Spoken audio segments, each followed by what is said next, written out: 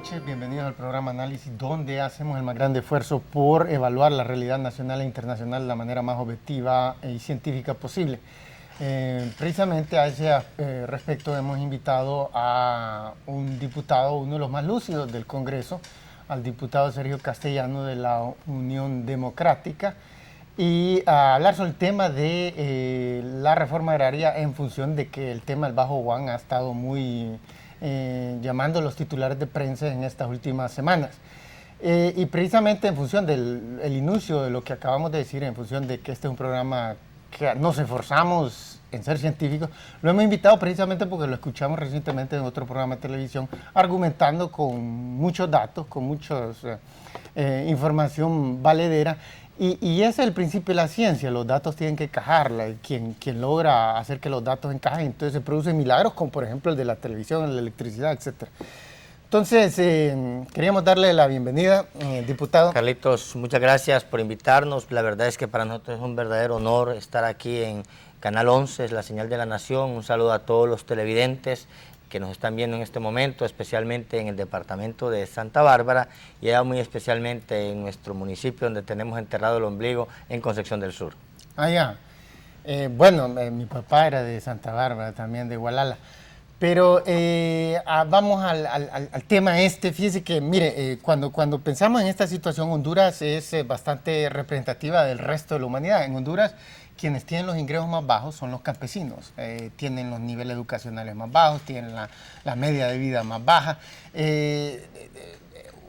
Entonces, el concepto de la reforma agraria es darle tierra a los campesinos sin tierra para que puedan tener mejores condiciones de vida. Y es la pregunta, ¿dónde está la evidencia científica, estadística de cualquier país del mundo donde nos diga que mantener la gente en el campo la hace más próspera, le aumenta los ingresos, le mejora las condiciones de salud, de educación?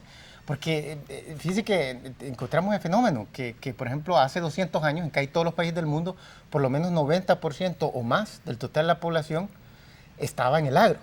Y en ese entonces la media de vida, aún en el país, por ejemplo, en entonces Inglaterra, el país más desarrollado, la media de vida apenas llegaba como a 30 años, 28 por ahí. Miramos que los países hoy día, los más desarrollados del mundo, son aquellos que tienen el mayor porcentaje de su población en las ciudades. Entonces, ¿por qué querríamos retener a la gente en el agro? Bueno, Carlitos, aquí hay que hacer un poquito de análisis histórico, ¿verdad? Recordemos que, partamos de tres principios básicos. Uno de ellos es ni hombre sin tierra, ni tierra sin hombres. Y el otro elemento es, mientras no haya pan para todos, no va a haber paz para nadie, ¿va? Son conceptos que se han ido desarrollando en el transcurso del devenir de la humanidad. Miremos qué pasaba hace 200 años. Hace 200 años, la mayor parte, el porcentaje de la población, un 90% de la población residía en el campo y apenas un 10% residía en lo que hoy son las grandes ciudades o las grandes urbes. Yo no atribuiría, Carlitos, realmente a esa ubicación geográfica de la población el promedio de vida de la población. Recordemos que en ese tiempo pues la humanidad no había desarrollado tanto, no habían tantos inventos, las comunicaciones eran atrasadas, cosas tan sencillas. De cada 10 niños que nacían hace 200 años, 10 niños eran atendidos por parteras empíricas. El sistema de salud no estaba desarrollado, habían las famosas pestes, una peste de cólera desaparecía una población entera. Entonces yo le atribuiría en ese momento más que todo a cuestiones de desarrollo científico y tecnológico de la humanidad, número uno. Número dos, ¿qué pasaba hace 200 años? ¿Verdad? Recordemos, embarquémonos a lo que es Latinoamérica y podemos hablar un poco de Europa, lo que en ese momento estaba en auge, que era la revolución industrial. Empieza a empujarse la población del campo en Europa hacia la ciudad, para poder darle acceso, ¿verdad? Para poder satisfacer aquellas necesidades de mano de obra que tenían la industria textil y las grandes industrias que estaban desarrollando. Incluso se llegaron a aprobar leyes, yo recuerdo en Alemania, bueno, no recuerdo, pero lo que leíamos en sociología, la ley contra la vagancia, que agarraban a alguien que no tenía trabajo y prácticamente lo reclutaban y lo metían a trabajar a una fábrica. Pero miremos lo que ha sido América Latina, miremos un poco Honduras. Nuestros ancestros, el abuelo del abuelo de su abuelo, o por lo menos el que es originario de Honduras, mi abuelo, mi tatarabuelo, ellos eran prácticamente dueños de estas tierras, ellos vivían acá, no tenían que crear los cercos, ¿verdad? No tenían que hacer delimitaciones, porque eran los dueños, coexistían entre ellos mismos en forma pacífica. Cuando llegan los españoles, allá ya cuando inician el proceso de conquista, que es en 1526 en adelante, recordemos que la resistencia, el primer hombre resistente en Honduras con un alto perfil fue el compañero Lempira, Mota, Benito, Sicumba, por ahí, ¿verdad? Es cuando los españoles empiezan a conquistarnos.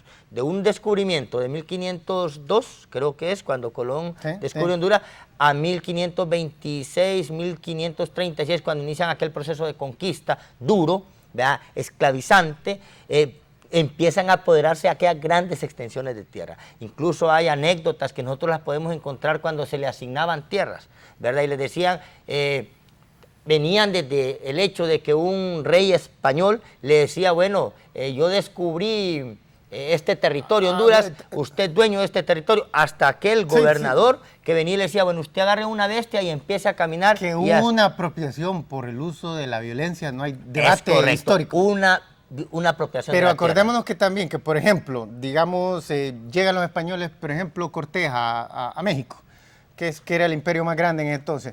Y el Inca en Sudamérica, ¿verdad? Sí, entonces viene Cortés y sabemos que la conquista fue sumamente brutal. Pero la cosa es la siguiente, los aztecas eran 10 veces más brutales con las otras tribus indígenas y por eso se le aliaron tantas otras de las pequeñas tribus a Cortés. Y lo mismo pasaba aquí en Honduras, pasaban una interminable guerra esclavizándose unos a otros, robándose la tierra unos a otros, robándose las mujeres de unos a otros, etcétera, y las poquitas posiciones que tenía. O sea, lo de los españoles fue arbitrario y legal, pero era igual de arbitrario o tal vez menos de lo que ya estaba pasando. Esto no era un oasis de paz. No, lo correcto, Carlitos, pero yo pienso que habría que hacer una diferenciación entre lo que fueron los aztecas y lo que fueron las tribus que existían en los compañeros indígenas que habitaban en Centroamérica.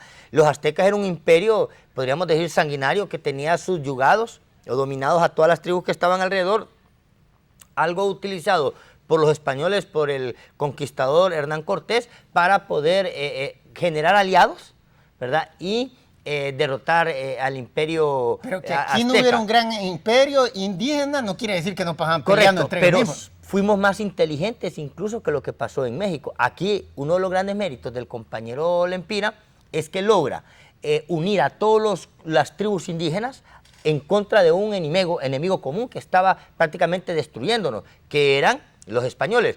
Yo discreparía un poco, ¿verdad? Tal vez no me gustaría profundizar a eso, lo podemos hacer en otra oportunidad, en cuanto a que esas relaciones que existían en Honduras de las tribus indígenas era de desalojarlos de territorios, porque aquí había suficiente tierra para que cultivaran. Recordemos que la población indígena no era tan grande.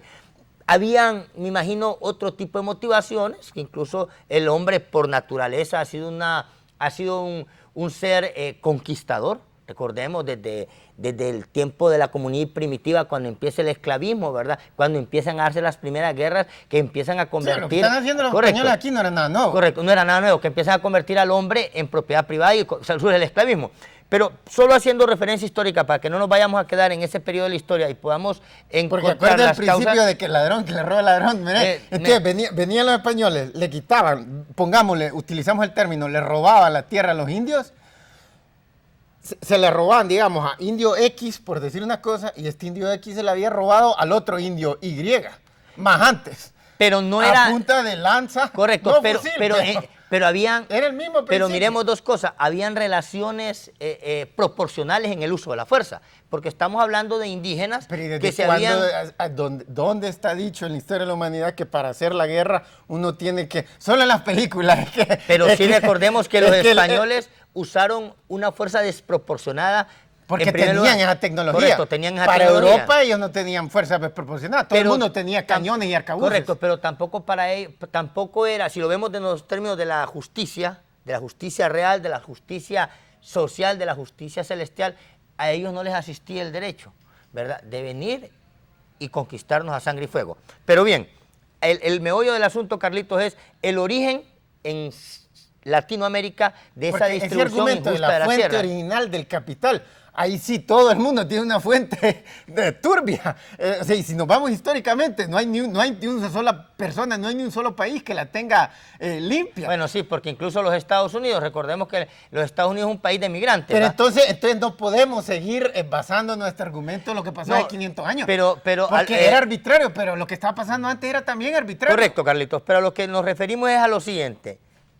Encontramos una Honduras o una Latinoamérica después de la independencia que ha heredado un país totalmente feudal, donde lo que predomina son aquellos pequeños feudales, señores feudales, que son dueños de extensas cantidades de tierra, ¿verdad? Que en su mayoría son o españoles o hijos de españoles, ¿verdad? Contra indígenas que lograron sobrevivir con un número bastante reducido que están desposeídos de la tierra.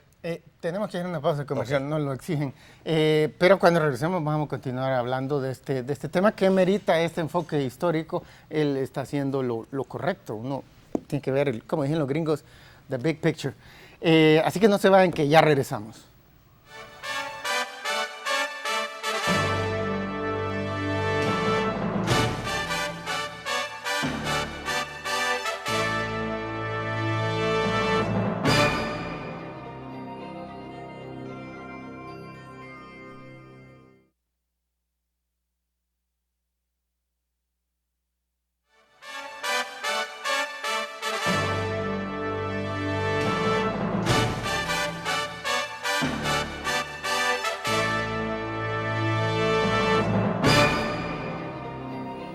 Bueno, ya estamos de regreso y estamos hablando con el diputado Sergio Castellano, una persona muy erudita, muy culta, nos tiene muy impresionados con sus abundantes conocimientos de historia.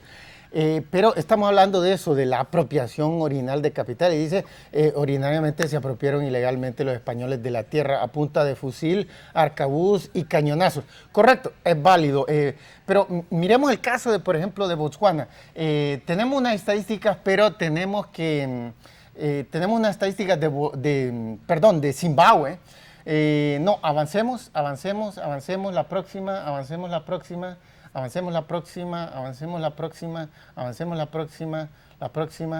Ahí quedémonos. Entonces, Zimbabue fue conquistado por los británicos a finales del siglo XIX, un país que estaba un poquito arribita de Sudáfrica, y se apropiaron brutal y salvajemente de la tierra de las dos tribus más grandes, Matabele y Nabele, los blancos ingleses. Que hace poco, por cierto, había todavía recuerdo hace un par de años, que habían serios problemas sociales al interior, si no me equivoco, de Zimbabue, vamos tratando de recuperar la tierra. Este es un país poco conocido, no es como Sudáfrica, es un poquito más conocido. El presidente... Este es Robert Mugabe. Robert Mugabe, correcto. Entonces, mire, que era acusado de dirigir grupos de negros, ¿verdad?, contra hacendados. Le voy a dar una estadística para que mire que la situación de Honduras que usted está describiendo es súper ecuánime comparada a la que teníamos África, acá. ¿No? Entonces vienen estos ingleses, estos blancos, y a punta de fusil, de metralleta, porque la acababan de inventar. Correcto. Y los arrasaron a los Matabeles y los Nabeles. Les quitaron toda la tierra, quedaron con la mejor tierra. Hasta 1965, de momento, Inglaterra dijo que iba a dar la independencia, pero la minoría blanca, que en esto representaba 3% de la población, dijo que ellos iban a gobernar, y formaron un gobierno minoritario blanco. Dos grupos, uno de extrema izquierda y uno de centro izquierda, formaron guerrillas, empezaron a luchar. Como eran tan poca gente, al final, para 1980 ya no podían y decidieron, les había metido un embargo casi todos los países occidentales, ¿verdad? Por acusándolos de racistas. Y entonces 80 accedió a darle el poder, negociaron ahí, y bueno, dijeron que la gente no iban a hacer nacionalizaciones, etc. Entonces llegó Robert Mugabe, que era de centro izquierda. El de la extrema izquierda no salió mal en las votaciones, y él después rápido organizó ahí sus fraudes para hasta el día de hoy. Ahí sigue. Que mantiene el poder. Ahí sigue. Entonces, mire, las tasas de crecimiento, este es PIB, Producto Interno Bruto, esto es el motivo único por el cual los países salen de la pobreza y el desempleo. Entre más rápido, mejor. Esto es tasa de crecimiento anual promedio por cada década. Entonces, miramos que en